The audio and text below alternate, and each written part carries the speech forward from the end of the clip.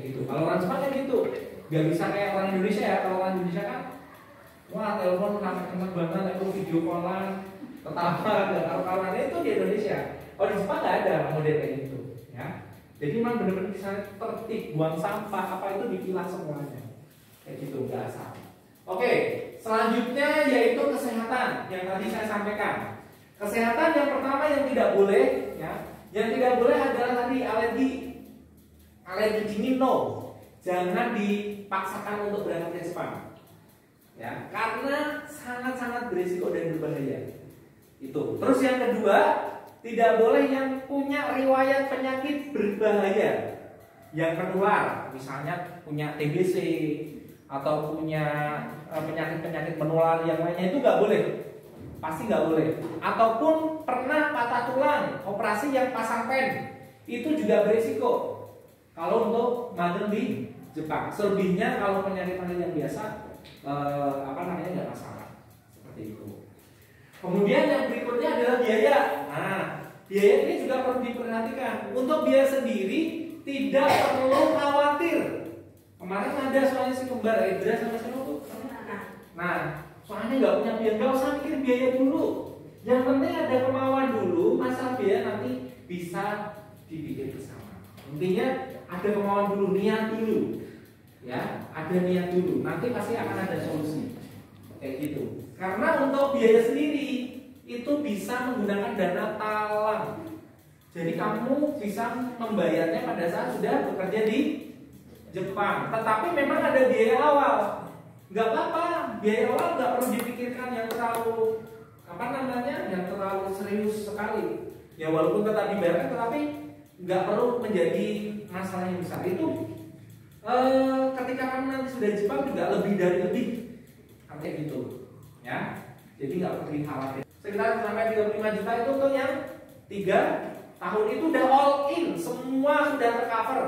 Mulai biaya pelatihan, seragam, tiket, visa, paspor, semuanya, dokumen transit itu sudah tercover. Termasuk kamu pada saat berangkat nggak perlu bawa uang saku juga nggak apa-apa. Karena pada saat kamu tiba di bandara, misalnya di Fukuoka atau di Narita, nah pas di sana kamu akan dijemput sama usernya, sama perusahaan, kamu dimasukkan ke mobil, langsung dikepret uang 7 juta. Langsung dikasih uang 7 juta sama perusahaannya, ya.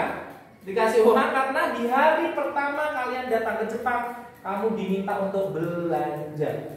Makanya kalau misalnya nanti ada kesempatan dan kalian sudah berangkat ke sana, jangan kayak orang minggat, sambal kacang, sambal apa, buah semua. Karena ada nanti kalau sampai overload bagasi, kamu yang repot sendiri. Dan jangan membawa makanan-makanan yang cukup berisiko, karena di bandara di Jepang itu biasanya nanti ada yang namanya anjing pelacak. Kalau misalnya ada cium bau-bau aneh, itu biasanya disuruh bongkar. Kamu dikira teroris soalnya, ya. Suruh bongkar apa ini? Kalau misalnya nggak sesuai, disuruh ninggal di bandara, kan sayang kan? Ya, jadi tidak boleh membawa barang-barang yang interesting di sana tuh masih bagus-bagus ya. Nggak kayak di Indonesia harga 50.000, 30.000 itu ada, dan di sana murah. Ya. Untuk kayak sampo, untuk sabun di sana juga ada. Kan tuh di Jepang bukan di tengah hutan, jadi nggak perlu. Soalnya ada, ya, apalagi kalau yang orang dari kampung kan khawatirnya di sana nanti ini itu dan sebagainya. Nggak perlu khawatirkan. Di sana juga kalau yang muslim pun di sana banyak toko yang halal, ya. Toko muslim itu banyak, nggak perlu khawatir. Di sana orang Indonesia juga banyak, ya. Orang saya waktu ke Jepang itu, makanya rasanya namanya juga nasi padang kayak gitu, yang jual orang Indonesia, tapi harganya memang lebih mahal. Satu porsinya itu bisa sampai 80 sampai 100 ribu rupiah.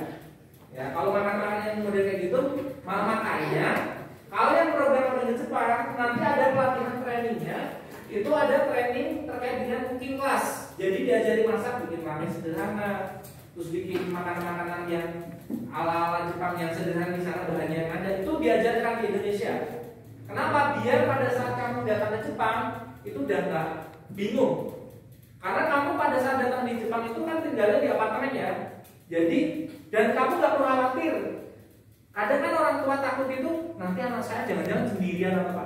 Di sana ya nggak ada yang kita kerjasamakan. Rata-rata satu perusahaan itu yang ada yang 10 orang, ada yang 20 orang. Jadi kamu satu apartemen itu bareng-bareng sama teman-temannya. Sekamar ada yang 2 orang, 3 orang. Makanya justru kita yang khawatir itu kadang ini yang sering terjadi adalah antar individu kadang itu nggak akur. Kenapa satunya kempros, satunya bersih, berantem? Itu sering terjadi. Makanya saya kalau interview kadang saya tanya, kamu sehari bantuin ibumu berapa kali? Bantuin apa? Saya tanya. Kenapa? Kadang itu tadi ada yang kempros, orangnya males, gak mau bersih-bersih. Karena kalau bareng, hidup bareng itu ada kemarin. Dia karena biasa kempros, ya, itu buang minyak. Kalau di Jepang itu nggak kayak di Indonesia loh. Buang minyak saja itu nggak boleh langsung dibuang ke wastafel. Itu kalau dibuang ke wastafel itu satu apartemen mampet. Ya minyaknya, jadi harus minyaknya nggak boleh ada dibuang di tempat terpisah, nggak boleh asal. Kayak gitu. Terus ada budaya-budaya yang lain, misalnya kalau di sana itu nggak boleh berisik. Kalau misalnya tinggal di satu apartemen itu kan nggak semua orang Indonesia saja. Kemarin ada tuh peserta kita dari Pati, Jawa Tengah. Wah norak banget kan kalau orang Lampung di sana kulino kayak di pos ronda langsung telepon polisi. Yo di sana kayak gitu, makanya harus hati-hati. Di Jepang itu gak kayak di Indonesia. Jadi harus dipastikan pada saat kita berada di sana harus belajar budayanya. Ya, budaya tentang kebersihannya, bagaimana merawat. Nanti diajarin sih sama LPK kita ajarin termasuk masalah. Itu ya.